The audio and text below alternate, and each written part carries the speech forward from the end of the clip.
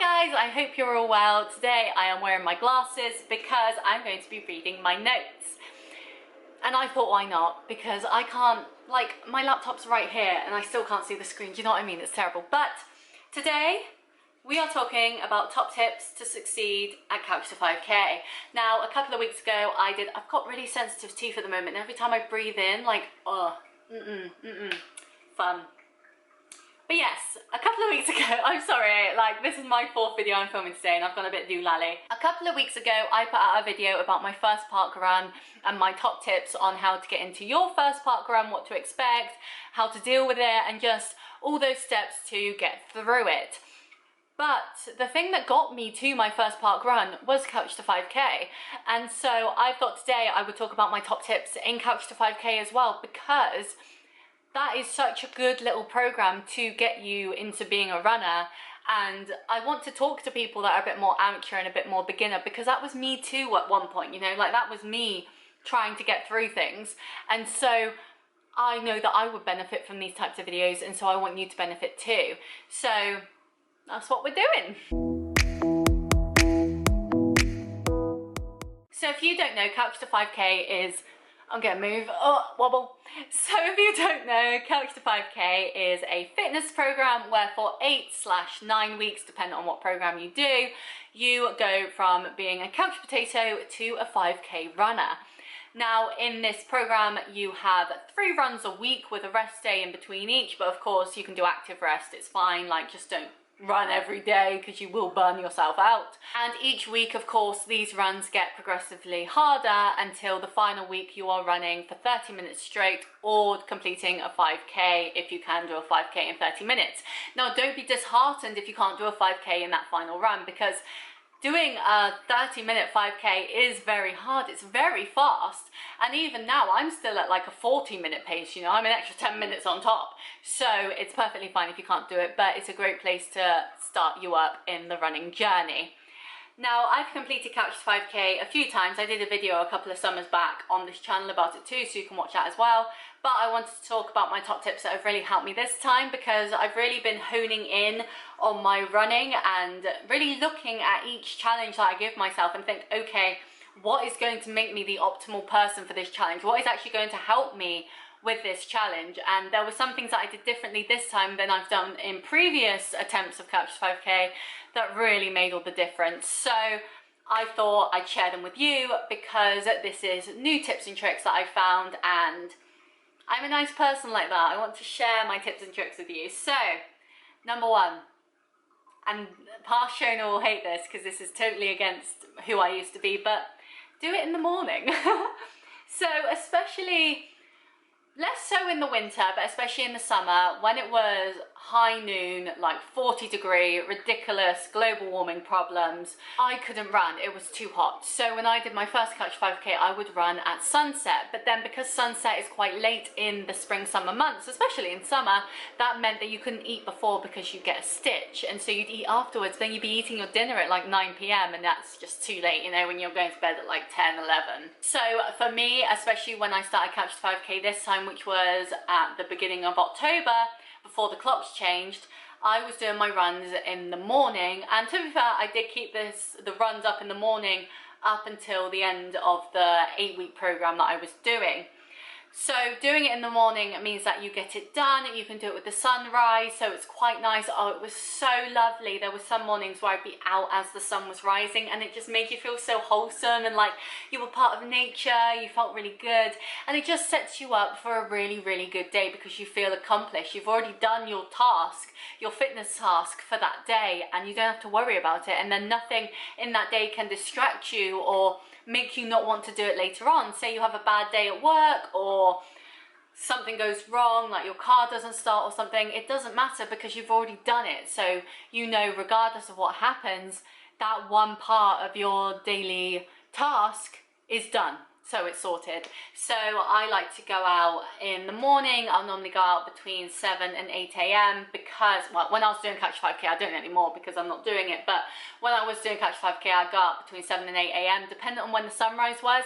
It got harder into the later winter months because obviously sunrise wasn't until like past 8 a.m. on some days, and when I've got to start work at 9, but I've got to go out for a run for half an hour, everything was very tight. So I did end up going on treadmills at the end of Couch to 5K just because it meant I could go when it was still dark, and it was absolutely fine.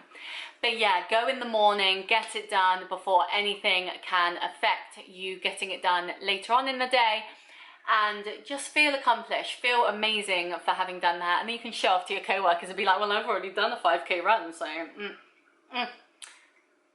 yeah, you know, like, just show off a bit. But yeah, get it done, get it sorted, and then anything else that comes is absolutely fine because you've done your running for the day. The second tip that has really helped me is listening to podcasts over music.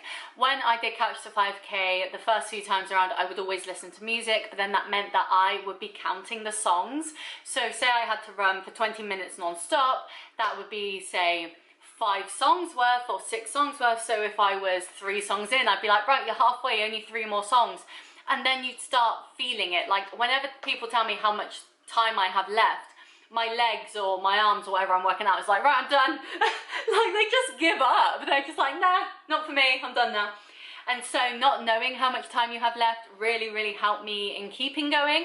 And also I found with music, I would run to the beat, which meant that because I had a playlist of quite a few different songs, at one minute I'd be practically sprinting because it was a fast song, and then at another pace I'd be going really slow and sluggish, and it was just all over the place.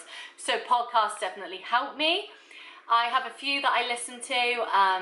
The Happy Hour podcast is one because I really like the guys that run that one. I used to watch Jackmate a lot on YouTube, and now I've kind of gone over to his podcast content instead, and it's really good. I Could Murder a podcast is fantastic. I prefer watching them on YouTube, but they're a really good one to listen to while you're running. And just anything like TED Talks as well are really good, especially if you want to listen to a few different things. And my all-time favorite, which I always bring up, is My Dad Wrote a Porno, but it's very hard to run and laugh at the same time, so just get ready for that. But yeah, find a podcast that you really enjoy listening to. If the episodes are about the length of your run too, that's really good, because then you can listen to that episode and you're done. Or what I do is when I get home, I take my AirPods out, I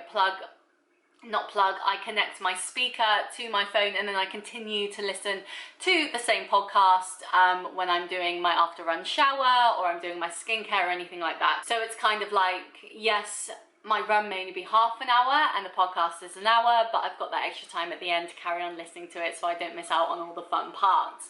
But yeah, that really, really helped me because, as I said, I don't count the songs, I don't run to the beat, and you can just kind of disappear into this world of podcasts and people talking, and it's just very calming and very nice, and you can set your own pace, and because it's not blaring in your ear, you can still hear yourself running, you can hear your surroundings a bit better, and yeah, it's just a really nice feeling to be part of a conversation that you don't have to be active in. That's what I like. I like just sitting back and listening, so that really helps me. And the final tip that helped me, and one that I really struggled with in the first few times I did Couch to 5K, is change the days if you need to, but never miss a day. So for example, I used to run Tuesdays, Thursdays, Saturdays, but if I couldn't run on Saturday for any reason, I would run Sunday. Because it's fine, because you still got a couple of days, but I'd never miss a run. I'd just move it one day. So it was one week I was running Monday, Wednesday, Friday, and that was fine because then I could go back to running Tuesday, Thursday, Saturday the next week. So it's kind of figuring it out that way of, this is how it needs to be, this is how it fits in my life, and because it's only 3 runs a week out of 7 days, you've got those other 4 days as a buffer if you do need to move any at a time, but never miss a run. The worst thing you can do is think, oh, I can't do this run, so I'll just sack it all off. Like, that's not good at all. Just pick it up another day and continue with that routine until you can change it back, or if you have to change it again, you can. It's absolutely fine. And I'd also say as well, if you fail a run, because I did fail a run at one point, I was in a real bad mental headspace, and I only did like 20 minutes on treadmill and I stopped because I was like, I just can't keep going.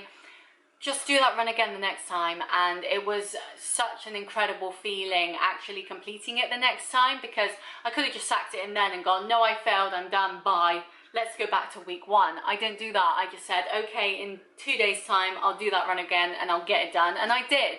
And yeah, the sense of accomplishment you got, not only completing the run, but knowing that you didn't let it ruin you at all was absolutely incredible. So yeah, change the days if you need to, make the program work for you, not you work for it, but never miss a day. Never just think, nah, I can't be bothered, sack it off. Like, keep going, keep at it, and you'll feel incredible. But those 3 tips have really helped me this time. I'm definitely, when I was doing it, I was definitely a lot calmer with it. I was enjoying it a lot more. And even though I did it in the winter months where it was cold, it was dark, it was horrid, it still felt really good, you know. And if I can do it in the winter months, and when the nicer weather months come, I can easily do it, you know, like it's no longer a problem. And as I said, since I graduated Couch to 5K this time, I've been doing park runs, and I did a video on that, as I said at the start, so please watch that if you enjoy it. If you enjoyed this one, because there's a lot of tips there as well, and it's a great next step in your running journey to do to do a park run, and then do some fitness events, and then maybe a 10K, you know, like just keep yourself going if you enjoy it. But yes, I hope you enjoyed this video. I hope you found it helpful and informative. Please give it a like and subscribe if you did, because I do lots of videos like this where I share my tips and tricks on what has helped me. As I said, I've come from an amateur background. I'm not naturally fit, or I'm not a natural runner at all. Like, oh my god, there were times where I hated it. Like, I couldn't even do like the minute runs in week 1 because I was so unfit. But I've really found a love for it now. It's definitely kind of like a therapy. I find that exercising is the only time my brain shuts up. So it's quite nice to have that quiet and calm for half an hour, or whatever it is. But yes, that is where I'm leaving you today with this video.